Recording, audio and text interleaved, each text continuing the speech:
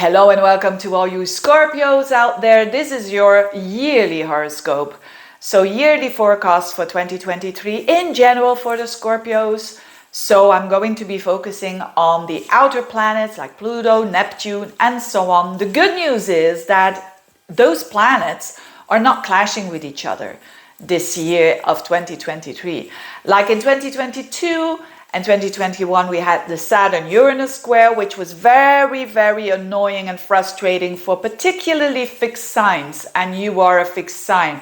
So that is not going to happen anymore. The good thing here is that, especially if you have, you could say, Scorpio planets at the very end of Scorpio, so like 20 up until 29 degrees of Scorpio, you will feel that this year of 2023, especially after March, it picks up and it's more liberating than it, and new things are occurring rather than same old and feeling stuck. And that is because the Saturn-Uranus square is done and Saturn is out of another fellow fixed sign, which I'm going to talk about in a minute.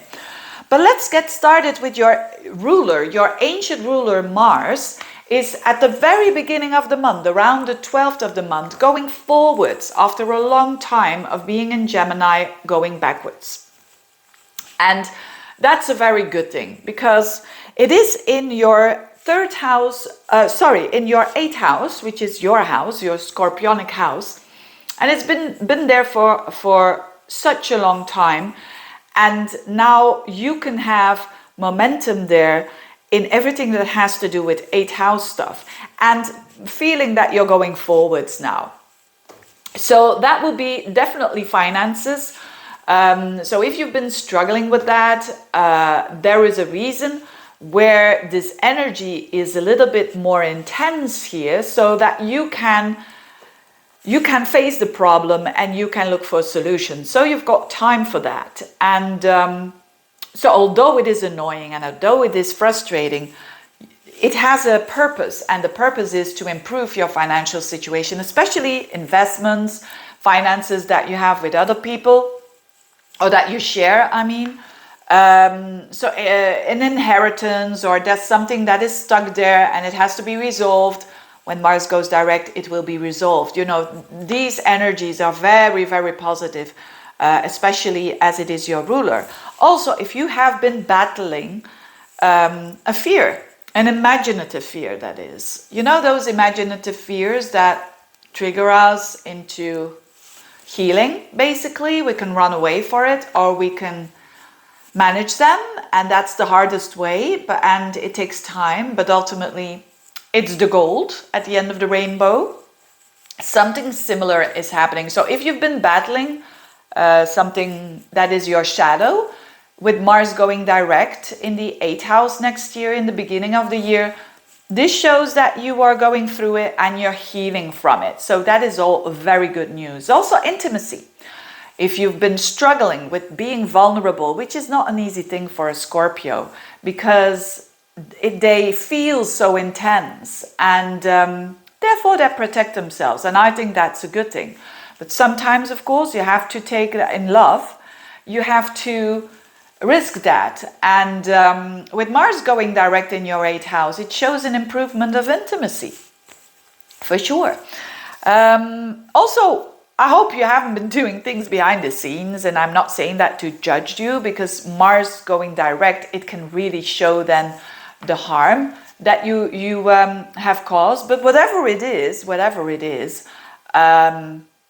it is there to heal and it is there to transform so that you can start all over again. And I like that for you, you know, in the beginning of the month.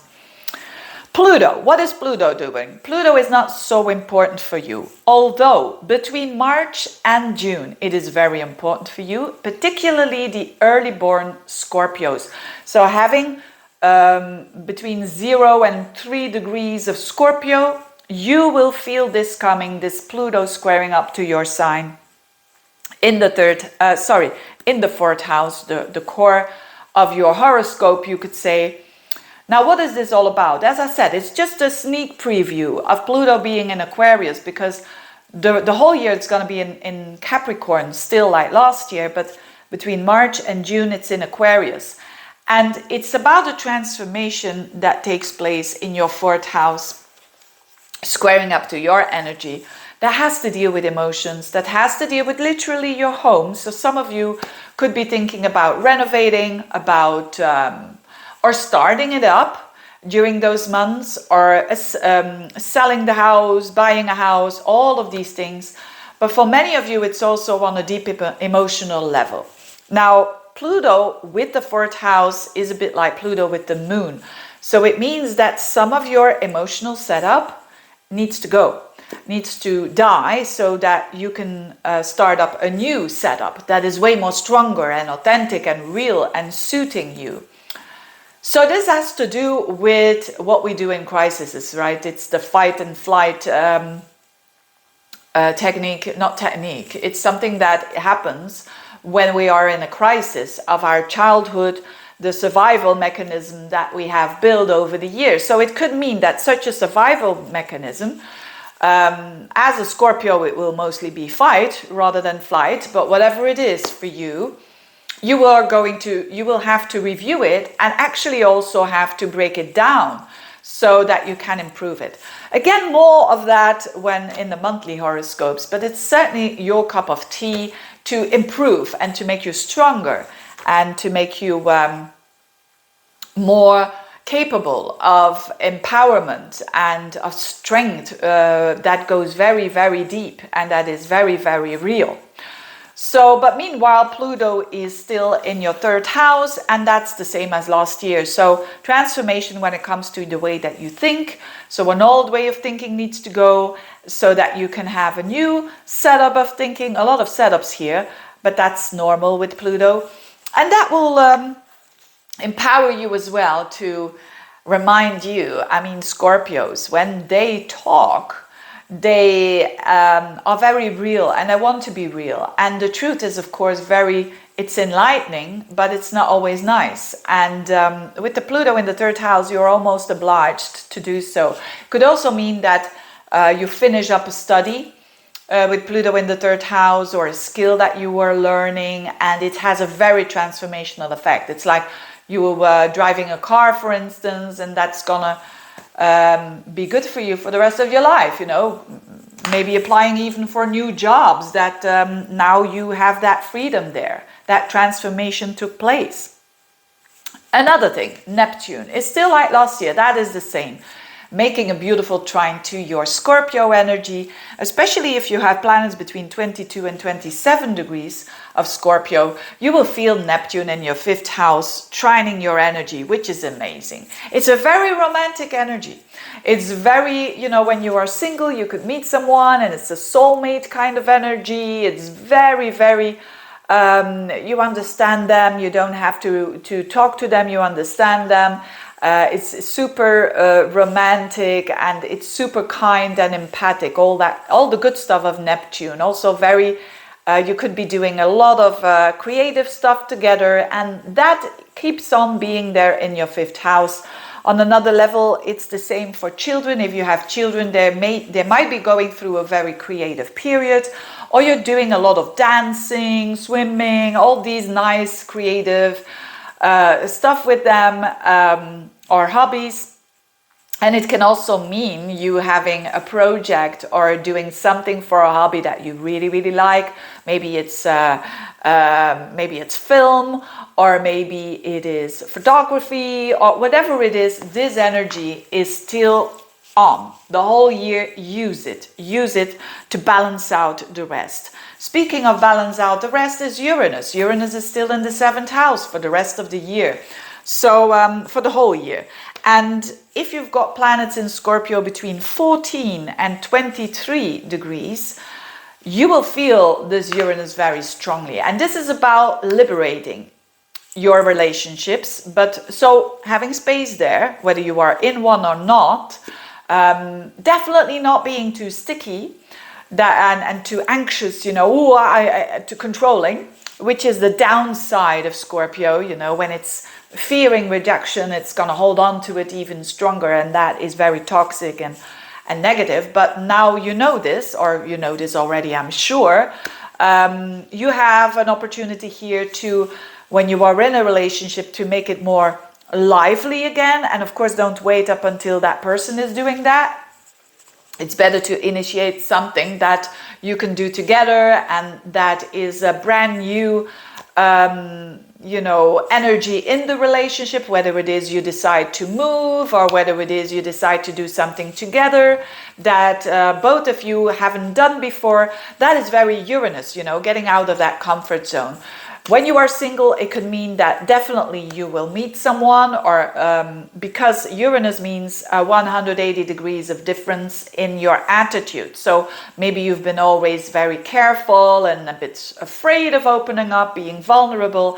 And now with Uranus there, you take the chance, you say, oh, I don't care. I'm going to have this date in a good restaurant. And even when it's not a nice guy or girl, I'm going to have at least the nice meal there. So it's a lot about that attitude. And I think that is a very fresh attitude to take, to really rather be in the now than just attaching yourself too much on the outcome. Now, Saturn is still in Aquarius in your 4th house up until March. So still you will have that, like last year, that this is the teachings, the learnings around your emotions, but also around, you could say, how you deal with your emotions. But also in a way, it could mean that you have some responsibilities at home, or with a parent even, that they demand a little bit more of your time. Or at home it is a little bit more that you don't feel as cozy, or as you can rest there. But it changes when Saturn shifts into your 5th house as from March. But to use this energy, Saturn in the 4th, to restructure your structures that suit you, which is going within. Because when you are really making your happiness dependent of other people, you're going to be codependent. You don't want that, because then you are like a ping pong. When that person is not happy, you're not happy. And I mean, so remember, pick out the right person then, because when it's a very annoying person, you are going to be mostly annoyed as well. So it's a lot about that. This Saturn teaches you to how to nourish yourself and how to do that from within. Jupiter will be in your 6th house up until May, so it's in Aries there. So you will have finding more meaning, or opportunities to find meaning in work, but also in your day-to-day routines. And it should go a little bit smoother there. And also your health. So finding more meaning there. And as from May, it's the Jupiter goes into your 7th house. Now I like that very much, because as I said, with this Uranus there in your 7th house, it's all very it could be sometimes unsettling when there are changes in your attitude towards the relationships, but with Jupiter there in the 7th house from May and onwards, it's always a benefic. Even when you're going through a divorce, Jupiter in the 7th house, it means that people are going to separate in a very kind way. So that happens as well. But if you say, yeah, I'm single, you could be meeting something Jupiter with the flavor of Jupiter there. So it could be someone from abroad, or someone who is from a different background, but is very buoyant, have your best interest, is very optimistic. So enjoy that for sure. The nodes are still in your sign up until July as well. July.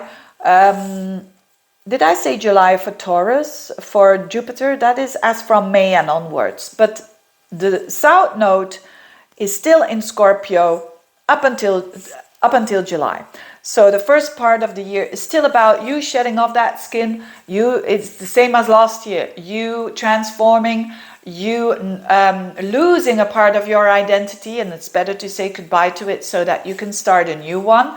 And therefore that North Node in the 7th house definitely is about, again, an indication of people from abroad that you could attract, or people that surely have your best interest, but that you grow with very strongly, because they are so different from you, and they are suiting your future, so to speak, when it comes to how you are desiring your path, how you want it to be.